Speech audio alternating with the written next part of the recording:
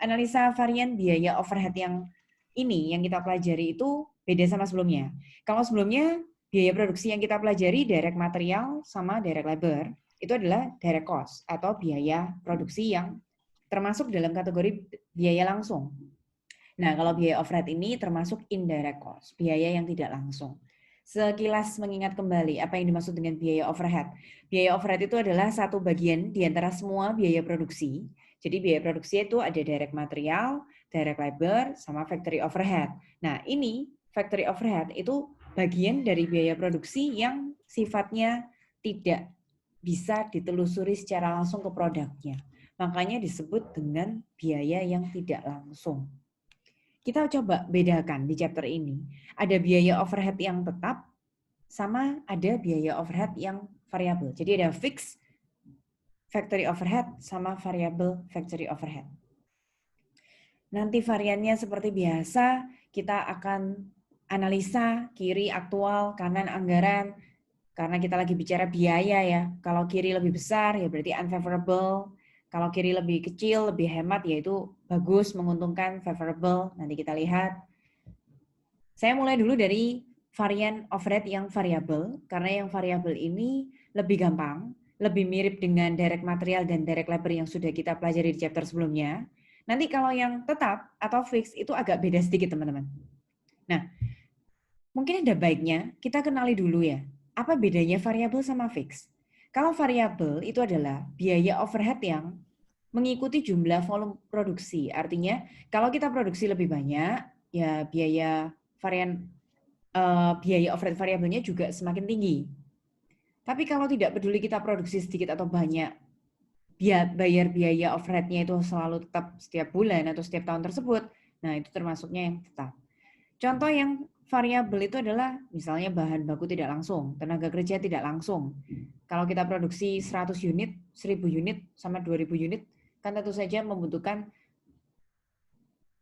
bahan baku tidak langsung, tenaga kerja tidak langsungnya semakin banyak. Tapi kalau yang tetap misalnya sewa gedung pabrik, entah kita mau produksi 100, 1000 atau 2000, kalau janjian sewa per meter perseginya kita sewanya tetap sama segitu, entah produksi sedikit atau banyak kan tetap harus bayarnya sama, itu namanya fix. Kita lihat yang variabel dulu di sini. Masih sama ya, paling kiri AKI kali AP, paling kanan SQ kali SP, tengah-tengahnya kombinasi AKI kali SP. Selisih kotak yang kiri sama tengah namanya varian pengeluaran, spending variance. Selisih kotak yang yang kiri sama tengah, varian pengeluaran, spending variance. Yang tengah sama kanan, varian efisiensi atau efisiensi variance. Kalau nanti kita totalkan varian pengeluaran tambah varian efisiensi, namanya total varian. Masih sama, contohnya PT Jaya Makmur, ini adalah data biaya standar. Karena di sini adalah data biaya standar, berarti semuanya ini adalah sesuatu estimasi anggaran yang belum terjadi. Lihat yang diberi tanda berwarna titik-titik berwarna merah itu saja, itu yang kita gunakan. Ada standar jam kerja langsung, masih ingat simbolnya? Standar itu kan pasti S. Kalian pilih bisa SP, bisa SQ. Nah, kalau satuannya di sini mata uang, rupiah, dolar, itu standard price. Tapi karena di sini satuannya bukan mata uang, yaitu jam, berarti ini lebih mengarah ke SQ, standard quantity. Di sini ada istilah baru, estimasi biaya overhead pabrik variabel, sama estimasi jumlah jam tenaga kerja langsung. Gunanya buat apa? Simpan ya, dua informasi ini. Kita harus mengingat kembali rumus predetermined overhead rate nantinya. Kalau yang tadi itu data standar, yang ini data aktual. Data aktualnya ada jam kerja, ada unit yang diproduksi, terus ada total biaya overheadnya. Saya praktekkan satu persatu ya. Untuk overhead, lihat yang paling kiri, kita bisa menemukan 109.020.000 itu dari sini. Coba teman-teman tambahkan 71.100.000 biaya overhead utilitas aktual sama biaya overhead bahan baku tidak langsung aktual 37.920 itu. Teman-teman pasti menemukan ini 109.020.000. Jadi sekali lagi untuk biaya overhead jarang ya kita mengalihkan antara AKI sama AP seperti ini, jarang teman-teman. Justru kalian akan membuat total biaya itu benar-benar dari yang data aktual. Kalian totalkan semua yang terjadi itu apa saja. Misalnya listrik, bahan baku tidak langsung, tenaga kerja tidak langsung, utilitas. Nah, itu jumlahkan semua ketemu. Kemudian kita kerja yang paling kanan dulu. Yang paling kanan itu ada SQ kali SP. SQ tadi sudah sempat saya singgung, standar jam kerja langsungnya 3. Jangan lupa, SQ itu selalu butuh dikalikan. Dikalikan dengan unit yang diproduksi aktual. Jadi 3 kalikan 53.000 ya.